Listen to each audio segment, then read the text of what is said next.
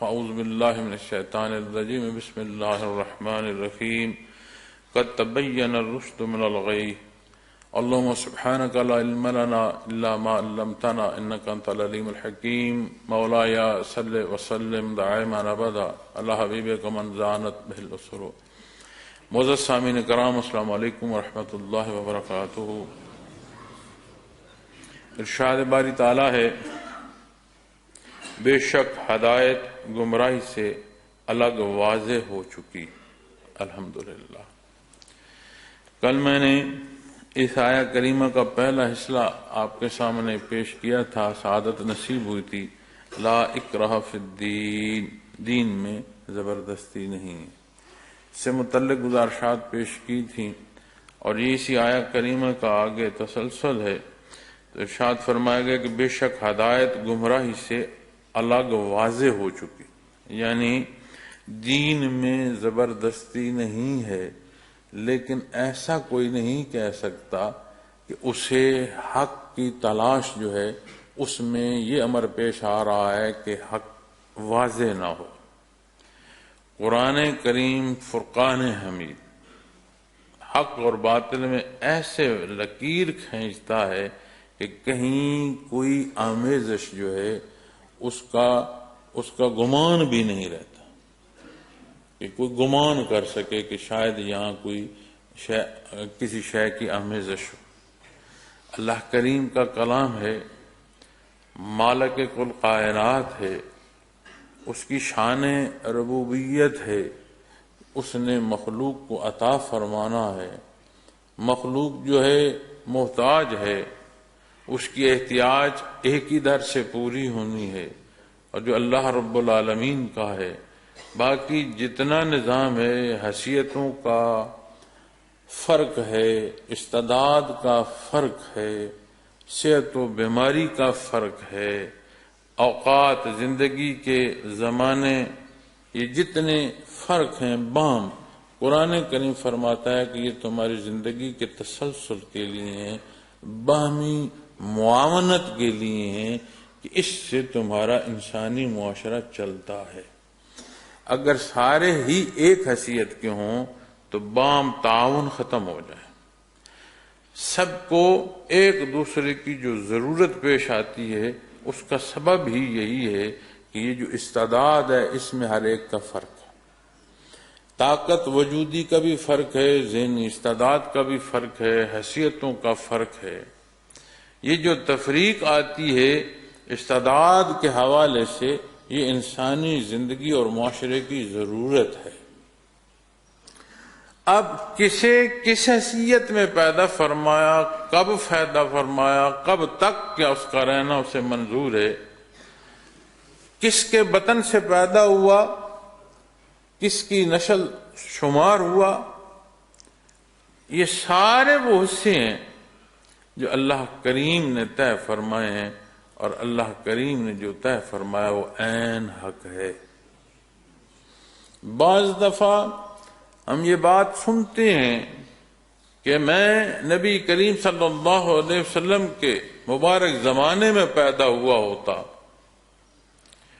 تو اس مبارک زمانے میں جو حق کے مقابل آئے وہ بدبخت ترین مخلوق ٹھہرے، اسی مبارک زمانے میں تھے. حق ہے کہ وہ ہستیاں جنہیں رب کائنات نے ازل سے منتخب فرمایا تھا اپنے حبیب صلی اللہ علیہ وسلم کی خدمت پر، وہ بھی اسی زمانے. تو کیسے کہہ سکتا ہے کہ تو کس جماعت میں ہوتا؟ اس لیے جو جب جہاں جس استعداد کے ساتھ جب تک کے لیے ہے، عین اس کا مقام ہے. ایسے ہی جیسے آنکھیں ٹخنے پر ہوتی ہیں اور ٹخنا آنکھوں کی جگہ پر ہوتا ہے تو کوئی بات سمجھ نہیں آتی. آنکھ کی جگہ جو اللہ نے مقرر فرمائی ہے، ہمارا شعور بھی کہتا ہے یہی اس کا مقام ہے. ٹخنے کی جو جگہ اس نے مقرر فرمائی ہے سمجھ آتی ہے کہ اسے یہیں ہونا چاہیے تھا.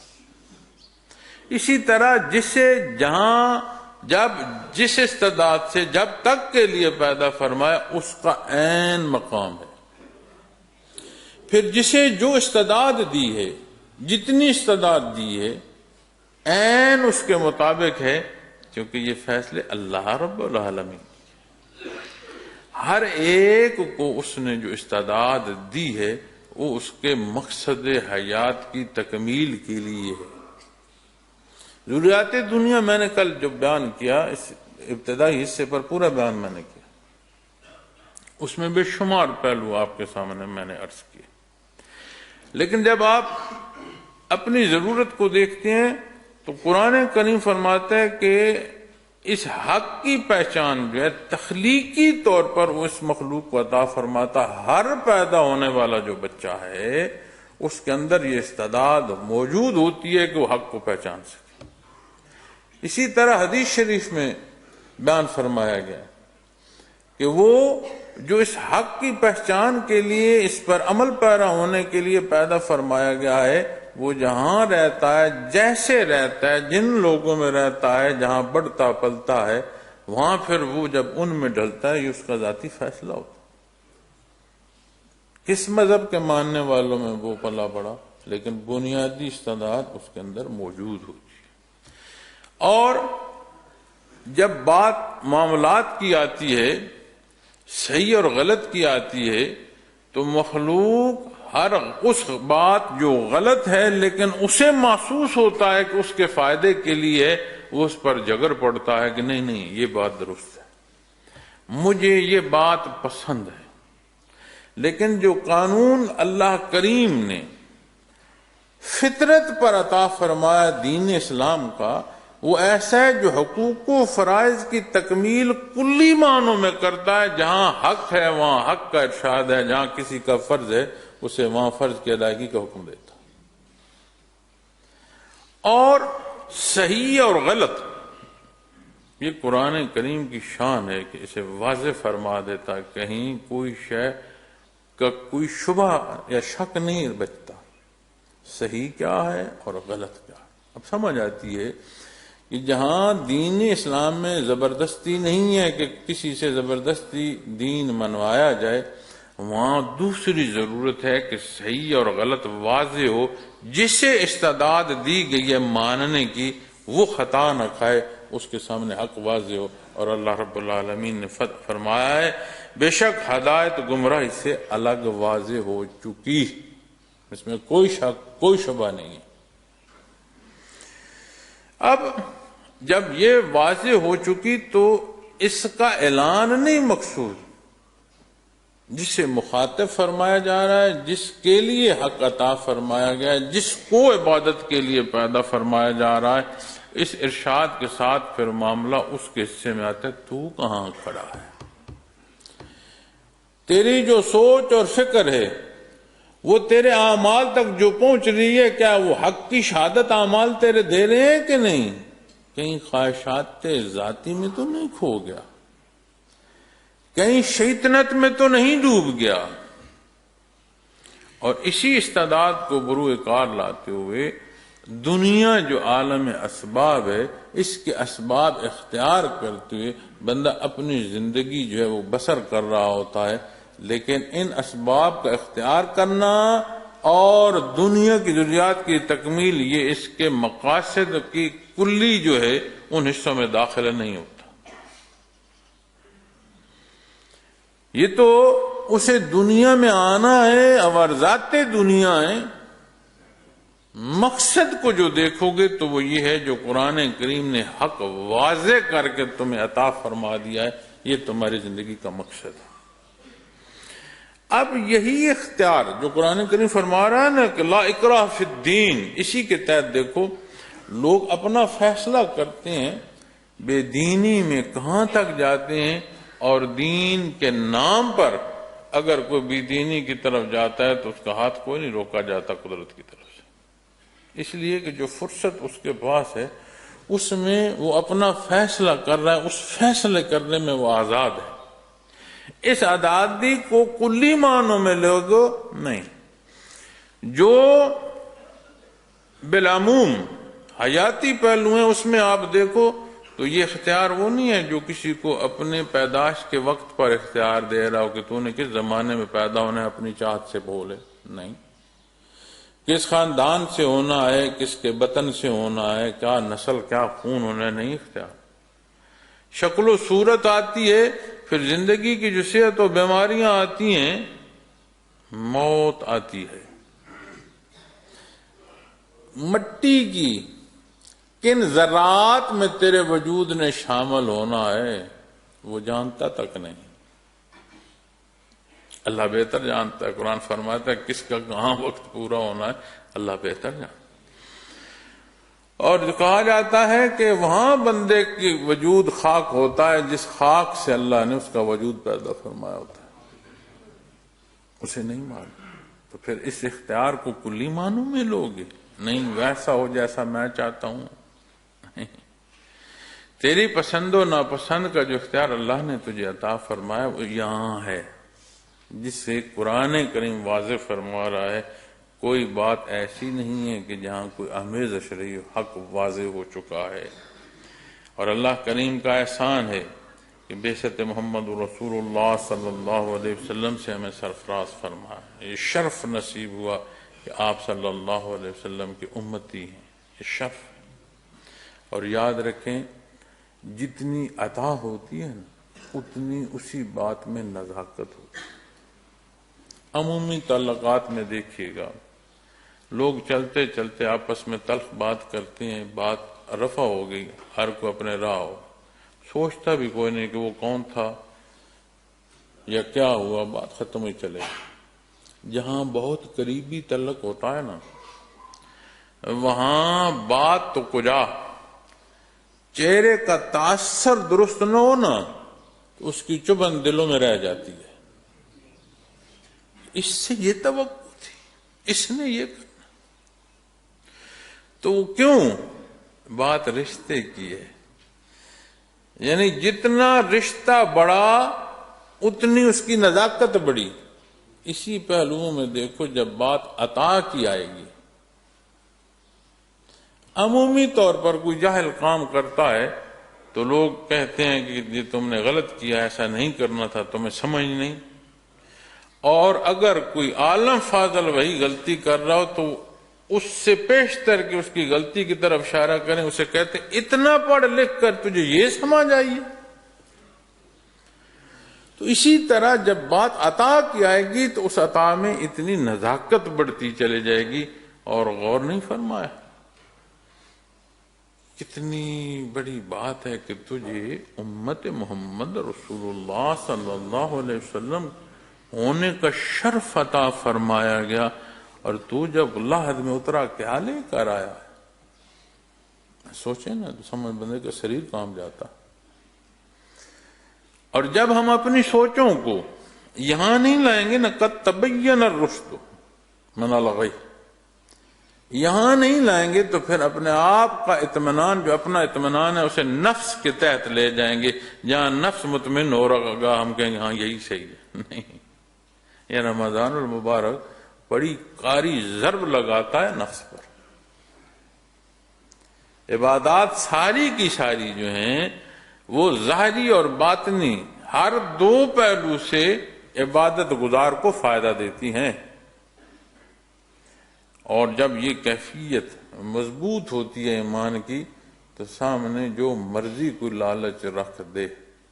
ہم شہداء کی بات سنتے ہیں، واقعات سنتے ہیں، ہنستے مسکراتے اللہ کے نام پر جان دے دیتی. دیکھو یہاں اپنے دفاع میں، دیکھو اپنے ملک کے دفاع، اپنے گھروں آل و عیال کے ہوتے ہوئے کوئی یہ کہے کہ میں بم باندھتا ہوں سینے پر اور ملک جو دشمن ہے اس کے ٹینک کے نیچے لیٹ جاتا ہوں، اس کے کہنے اور اس کے کرنے میں بڑا فرق ہے. کہنے اور کرنے میں بڑا فرق ہے.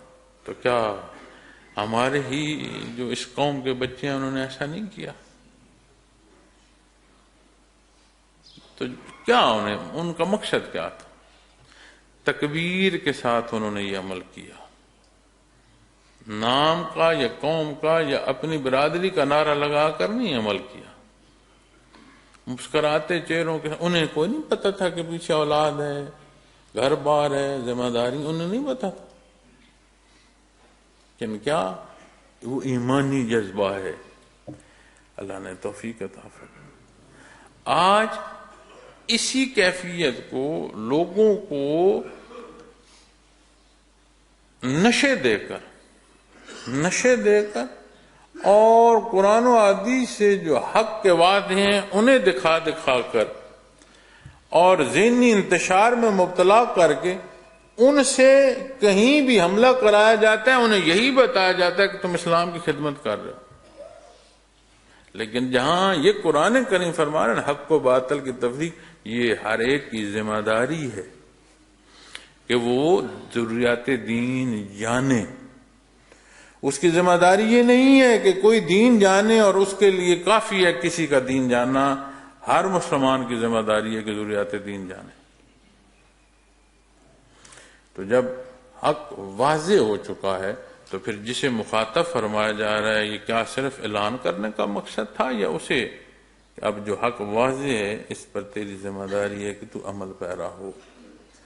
لا اکراہ فی الدین، اللہ کریم نے مجبور نہیں فرمایا، مخلوق کو مجبور اس نے نہیں فرمایا کریم نے، لیکن اس نے جو پیدا فرمایا یہ کرم فرمایا کہ اپنی عبادت کو پیدا فرمایا۔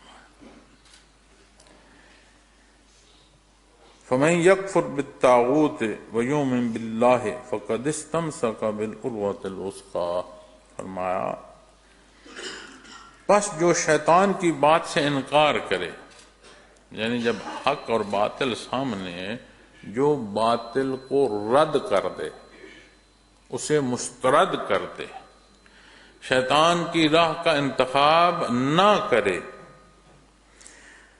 اور اللہ کے ساتھ ایمان لائے، یعنی حق پر قائم ہو۔ اب جیسے آپ غور فرمائیں نا، یہاں اسی پہلو کو اختیار فرمایا گیا ہے، انداز کو پسند فرمایا گیا ہے، لا الہ الا اللہ، کوئی ہے نہیں سوائے اللہ، کوئی الہ نہیں ہے سوائے اللہ۔ یہاں بھی فرمایا گیا کہ جو رد کرنا ہے اس درجے کا رد کر کے تیرا قلب پاک اور صاف ہو، اس میں حق آئے۔ اور فرمایا گیا ہے کہ اور اللہ کے ساتھ ایمان لائے تو اس نے مضبوط حلقے کو پکڑ رکھا ہے۔ یہ ایسا مضبوط حلقہ ہے معزز سامعین کرام کہ اللہ کریم سے عہد کیا ہے اس مخلوق نے یوم الست کو، اس عہد پر قائم رہنا یہ نصیب ہو، اس عالم آب و گل میں، اس فانی جہان میں، اس امتحان گاہ میں حق پر قائم رہنا نصیب ہو۔ نہ وہ اختیار ہم اپنا ذاتی دیکھتے ہیں، نہ اس سے منتقل برزخ کی حیات میں ہم اس طرح دیکھتے ہیں جو کہ وہاں نتائج سامنے آ رہے ہوتے۔ یہ جو دار فانی کی امتحان گاہ ہے، جہاں آج میں اور آپ اپنی سانسیں پوری کر رہے ہیں، یہاں انحصار ہے اس تعمیل کا۔ یہاں تعمیل نصیب ہوگی تو یہ جو کروٹ زندگی بدلے گی، آپ صلی اللہ علیہ وسلم کا فرمان ہے کہ جنت کے باغوں میں سے باغ، قبر جو ہے جنت کے باغوں میں سے باغ، فرمایا دوزخ کے گڑھوں میں سے گڑھ۔ پھر بات عبدالآباد ہے، ہمیشہ کی زندگی۔ ایک شخص داخل ہوئے، مسلم شریف سے روایت ہے، مسجد میں بیٹھے تو ایک بزرگ اندر آئے، بیٹھے تھے ایک شخص، غالباً تابعین میں سے ہیں، تو ایک شخص داخل ہوئے مسجد میں تو ان کے چہرے پر بزرگی تھی، خوبصورتی تھی، اطمینان تھا۔ تو وہ فرماتے ہیں کہ انہوں نے ہلکی رکعت میں نماز پڑھی، یعنی طویل نہیں پڑھی، ہلکی رکعت میں نماز پڑھی اور باہر چلے گئے۔ جب وہ باہر چلے گئے تو جو لوگ مسجد میں بیٹھے تھے انہوں نے ان کی ذات پر بات کرتے ہوئے یہ کہا کہ یہ شخص جنتی ہے۔ وہ کہتے ہیں کہ مجھے تعجب ہوا کہ ایسا ان کے بارے کہا جا رہا ہے، تو میں اٹھ کر ان کے پیچھے ہو لیا۔ باہر جہاں وہ رکے میں ان کے پاس چلا گیا اور میں نے ان سے عرض کیا کہ حضرت آپ جب مسجد سے نکلی ہیں تو آپ کے بعد لوگوں نے یہ کہا ہے کہ یہ جنتی ہیں، تو میں وہ سن کر اس تعجب میں آپ کے پاس آیا۔ تو انہوں نے فرمایا جس شے کو وہ جانتے نہیں اس شے سے متعلق انہیں کچھ نہیں کہنا چاہیے تھا۔ میں نے بھی فیصلے تو مالک کے ہیں۔ مزید پھر انہوں نے فرمایا کہ یہ انہوں نے کیوں کہا؟ انہوں نے کہا نبی کریم صلی اللہ علیہ وسلم کے زمانہ مبارک میں نے خواب دیکھا تھا۔ خواب میں دیکھتا ہوں ایک سبزہ ہے، باغ ہے بہت وسیع، اس میں ایک ستون ہے بہت بڑا، اس ستون کے سرے پر ایک حلقہ ہے۔ مجھے کسی نے کہا ستون پر چڑھ جاؤ، اس حلقے کو پکڑو۔ میں کوشش کرتا ہوں تو میں نے کہا میرے سے یہاں نہیں چڑھا جاتا۔ کہنے والے نے میرے مدد کی اور میں انتہائی آسانی سے اس بلند ستون پر چڑھ گیا۔ تو مجھے کہا اس حلقے کو پکڑ لو، تو میں نے اس حلقے کو صلی اللہ علیہ وسلم کی طرف لی، ذات کی طرف نہیں۔ تو یہاں قرآن کریم فرما رہا ہے یعنی جو شیطان کی بات سے انکار کرے اور اللہ کے ساتھ ایمان لائے تو اس نے اس مضبوط حلقے کو عروۃ الوثقی، اس مضبوط حلقے کو پکڑ رکھا ہے۔ دوسری جگہ اسی طرح تفریق سے بچنے اور جو حق کی رسی ہے اس کے پکڑنے کا فرمایا گیا ہے۔ اللہ کی رسی کو مضبوطی سے پکڑو تاکہ تفرقہ پیدا نہ ہو۔ تو یہاں عروۃ الوثقی، یہاں قرآن کریم میں جب عربی میں بیان فرمائے گا تو بالعروۃ الوثقی، تو وہ حق ہے جسے قرآن کریم بیان فرما رہا ہے کہ عروۃ الوثقی۔ اب اس کا صرف پکڑنا نہیں ہے، اس مضبوط پکڑ کا تادم واپسی قائم رہنا ہے، ایمان لانا اور اس پر قائم رہنا۔ یہ نہیں ہے کہ اقرار کر کے کوئی بھاگ جائے، اقرار کر کے بھاگ جائے تو پھر وہ بات جو فرمائی لا اکراہ فی الدین، اس پہلوؤں میں نہیں، پھر اس پہلوؤں میں اس کا اطلاق آتا ہے۔ مذاق تو نہیں ہے، جس کا جو دل کرے کرے۔ ہم عجیب شرمندہ مسلمان ہیں، عجیب کیفیت ہے ہماری، شرمندہ سے ہوتے ہیں، معذرت خانہ سے ہوتے ہیں۔ اس سے مراد نہیں ہے کہ جا کر کسی کے گلے پڑ جاؤ۔ دنیا ساری کی ساری کہتی ہے کسی ملک کے کسی قانون کو کوئی توڑے تو اس کو سزا دی جائے، یہ درست ہے، بھلے وہ سزا ناجائز انہوں نے طے کر رکھی ہو، بالعموم کہا جاتا ہے یہ درست ہے۔ تو جو اللہ کا قانون ہے وہ مذاق ہے؟ تو اللہ نے تو کسی پر زبردستی نہیں فرمائی کہ ضرور تم مسلمان ہو، استعداد دی ہے، پیدائش کا مقصد ہے، واپس حساب کتاب ہونا ہے، اپنے اعمال اس کے سامنے ہوں گے اور اس کے اعمال پر جواب دہ ہوگے۔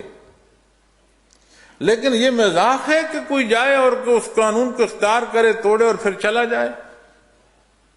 تو آج ہمارے دانشور اس پر بحث کر رہے ہیں، نہیں یہ تو مولویوں کی بات ہے، اسلام تو فرما رہا ہے لا اکراہ فی الدین۔ یہ کون سی دانش ہے جو دنیا کی خرافات کو تو جائز سمجھے، احکامات جو اللہ نے دیے ہیں ان کا جائز ہونا سمجھ نہ آئے، اسے عقل کہیں گے، اسے دانش کہیں گے؟ جہاں جو بات حق سے ٹکرائے گی وہ ٹکرانے والی بات درست نہیں ہے۔ اسی لیے قرآن کریم نے فرمایا قد تبین الرشد من الغی، حق اور باطل واضح فرما دیا گیا، اس میں کوئی امیزش کا شبہ نہیں رہا۔ لا انفصام لہا واللہ سمیع علیم، جو ٹوٹنے والا نہیں، یہ ایسا مضبوط حلقہ ہے ٹوٹتا نہیں۔ دینی اسلام کے تحت رشتہ نسبت کا، کیونکہ بنیاد تو دین اسلام ہے نا، اللہ کریم کی ذات ہے، اس کا حکم۔ نبی کریم صلی اللہ علیہ وسلم سے جو امتی کا رشتہ ہے، جو کیفیات محمد الرسول اللہ صلی اللہ علیہ وسلم کا رسول ہے، آپ ایسے دیکھ تو کلی بات جو آتی ہے وہ اللہ جل شانہ کی ذات آتی ہے۔ آپ صلی اللہ علیہ وسلم نے ساری زندگی مخلوق کو بڑی پختگی، بڑی سختی سے ہمیشہ اللہ کی طرف مخلوق کا رخ فرمایا۔ آپ کے زندگی مبارک، آپ کا اسوہ حسنہ جس کی مثال قرآن کریم بیان فرماتا۔ ہم محافل میں دیکھتے ہیں، اب اسے دیکھنا بالعموم، اس بات کو کون سنتا دیکھتا خیال نہیں کرتا اس مطلب ساری زندگی آپ صلی اللہ علیہ وسلم کا یہ مزاج مبارک رہا ہے، کبھی نشست میں مخصوص جگہ نہیں کی اپنے لیے۔ جب داخل ہوئے کسی نشست میں، جہاں جگہ تھی وہیں تشریف لے گئے، وہیں جلوہ افروز ہوئے۔ یہ الگ بات ہے کہ اسی جگہ کا سما بدل گیا کہ وہاں آپ جلوہ افروز، لیکن مزاج مبارک نے یہ نہیں منظور فرمایا ایک ایسی مخصوص جگہ دی جائے جہاں صرف وہ آپ تشریف رکھیں، نہیں۔ کیسے خوش بخت وہ لوگ، وہ ہستیاں، اللہ کے پسندیدہ مخلوق جنہیں آپ صلی اللہ علیہ وسلم کی معیت روبرو نصیب، کیسے ان کے جذبے، کیسی اللہ کی ان پر عطا۔ یہ بڑے کرم کے ہیں فیصلے، یہ بڑے نصیب کی بات، اور کیسی بد نصیبی ان ہستیوں پر آج بام تکرار ہوتی ہے جنہیں گھر پوچھتا کوئی نہیں، اصحاب رسول پر بحث کر رہے ہوتے،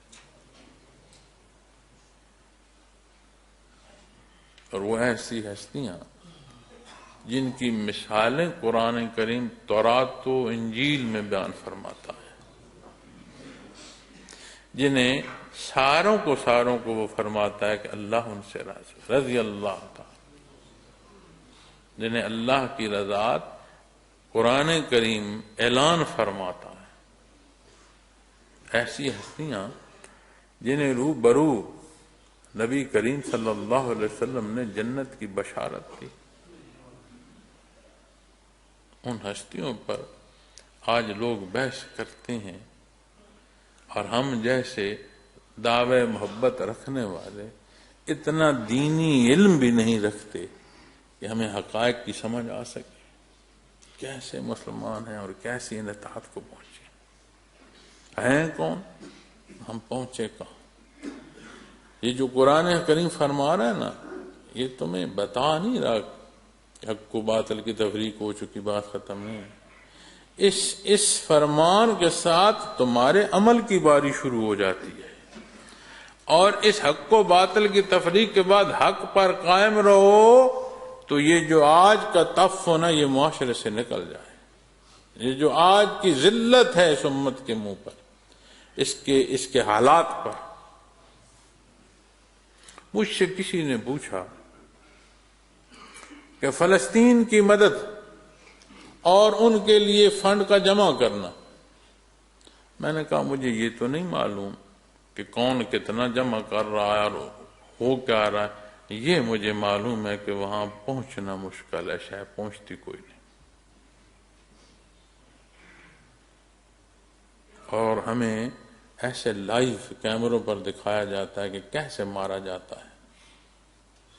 غور کرو، ہم کہتے ہیں حکمران پر گلا، حکمران کہتے ہیں عوام ساتھ نہیں دیتی، ان میں انتشار ہے، ورنہ فلسطین میں یہ کر لیں۔ یہ پاس کشمیر ہے، جو کمال وہاں کر لیے ہیں اسے چھوڑ دو، کشمیر کو بھی اپنے گلی کوچوں میں آ جاؤ۔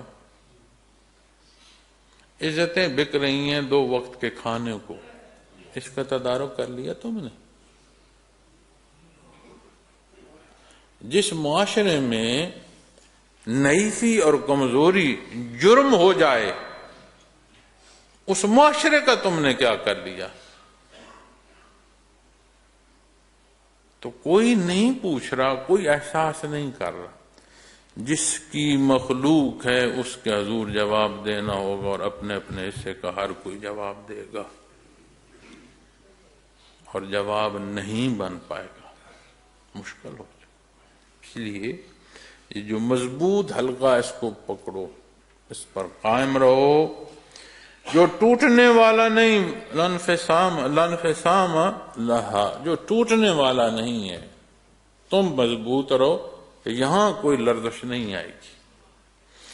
اور دینی رشتہ ایسا رشتہ ہے، دیکھو نا، شروع ہوا ہے